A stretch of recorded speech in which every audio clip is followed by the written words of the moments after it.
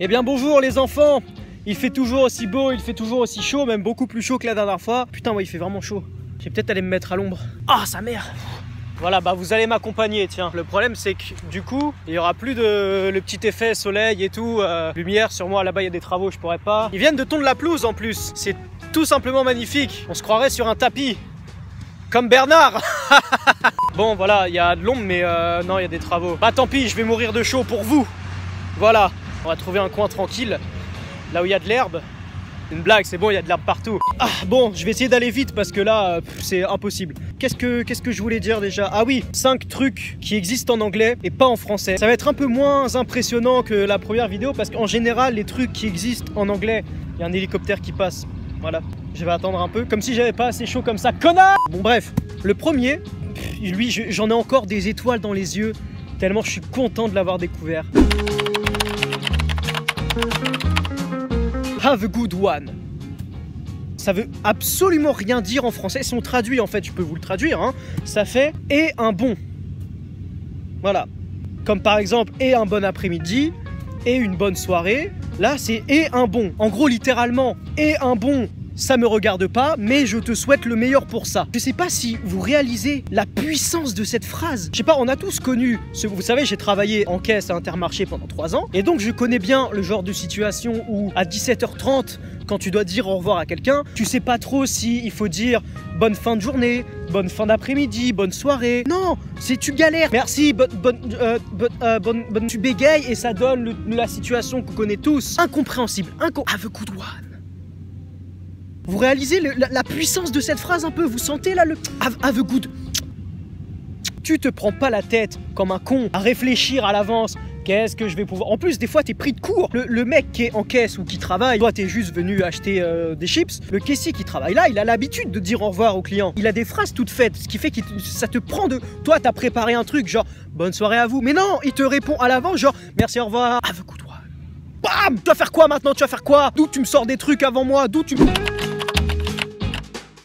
Alors voilà, c'est ce que je vous disais en début de vidéo, on l'utilise en général pour dire c'est pas cher. Parce que nous on a le mot cher pour dire expensive, pour dire que c'est cher. Et pour dire l'inverse du coup, bah on dit l'inverse, on dit c'est pas cher. Mais ces petits roast beef, ils sont allés plus loin, ils se sont dit tiens, on va inventer un mot. Ah, ils ont pas eu l'idée pour le si, hein. Là par contre il n'y a plus personne. Hein. Mais pour dire que c'est pas cher, ah là je vous applaudis, je peux pas, mais ah si voilà, là je vous applaudis, hein. Bravo les gars. Voilà, donc cheap ça veut dire bah littéralement pas cher, mais on peut pas le traduire en fait. La pollution! La pollution en Australie! Oh, ça me rend triste. Paris, où es-tu? Non, Paris pleut, non. Oh. Non, donc cheap. Voilà, c'est tout. Ah, c'est pas cher. Oh, c'est cheap. Non, c'est pas mal. Un point. Franchement, ils marquent un point. Avec le have a good one, évidemment, mais là, ils en marquent 4000 des points. Number 3.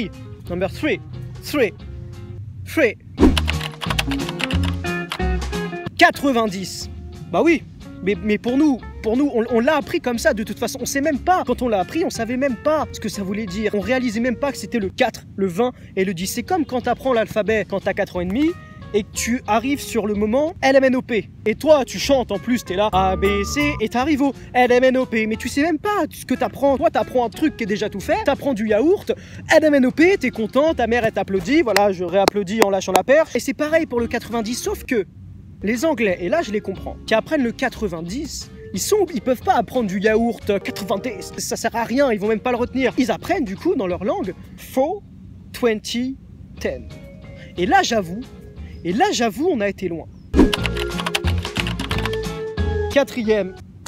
Putain! Alors, il y a des fourmis partout parce qu'on est en Australie. Je vous ai dit, ils viennent de tondre la pelouse. C'est une herbe très verte. Mais peu importe où tu fous tes fesses, il y a des fourmis qui te grimpent dessus tout le temps. Je dis pas que je serais mieux à Paris, mais quand même, il y a 2-3 points sur lesquels la France me manque. Bah tiens, d'ailleurs, j'en parlerai. Voilà, ça fait un bon sujet, les trucs qui me manquent en France. Il y a pas beaucoup de... C'est pas ouf en fait ce qui me manque en France. Hein. On est bien ici, hein. Hein? Bon, je me dépêche parce que là on en est déjà à beaucoup de temps. C'est un sauna là-dedans. Bon, vous avez l'image, moi j'ai l'odeur en plus. Donc imaginez un peu à quel point il faut que je me dépêche. Voilà, donc chill, ça c'est un mot qui typiquement est fait pour l'Australie. Mais vraiment, l'Australie tu fous rien quoi. Je veux dire voilà, t'es là, d'où le mot chill qui veut dire du coup ne rien faire. mais tout en faisant quelque chose. C'est-à-dire que le fait de rien faire, ça devient faire quelque chose. Il me semble d'ailleurs que les Québécois ont repris, enfin ça existe au Québec, le verbe chiller, ça existe vraiment chez eux, et ça veut dire du coup, bah ça, ce que je viens de vous dire, quoi. Et le 5e, voilà, vous avez encore vu ma coupe de cheveux de ouf. Ça, j'ai le temps pour les couper. Surfeur australien ou pas surfeur australien? Bon, pas surfeur australien. J'ai essayé le surf, mais c'est tellement épuisant. J'étais dans une mer plutôt calme. Pour moi, c'était une machine à laver à 4000 tours, mais pour les Australiens, visiblement, c'était calme. Dans sa dos, donc t'avais pied, j'imagine même pas les mecs qui font ça quand ils ont pas pied, mais d'une difficulté. Enfin bref, on s'en fout. 5e truc, on va aller vite parce que là, j'en peux plus vraiment. Badass! Voilà. Donc littéralement, c'est pour ça que ça n'existe pas en français, je pense, ça veut dire mauvais cul. C'est pour ça qu'on dit badass en français, on le dit beaucoup ça d'ailleurs. Pour vous donner un exemple concret, là ma coupe de cheveux, elle est badass! Contre-jour de la fin, on change pas une équipe qui gagne. Ah non mais hey, je vais me foutre à l'ombre, tiens, pour le... Ouais, allez. Voilà, qu'est-ce qu'on fait? On finit par une blague? Vous voulez une blague? Quelle est la grand-mère la plus dangereuse de la Terre? Ma mitraillette! Voilà, portez-vous bien. Have a good one! Magnifique!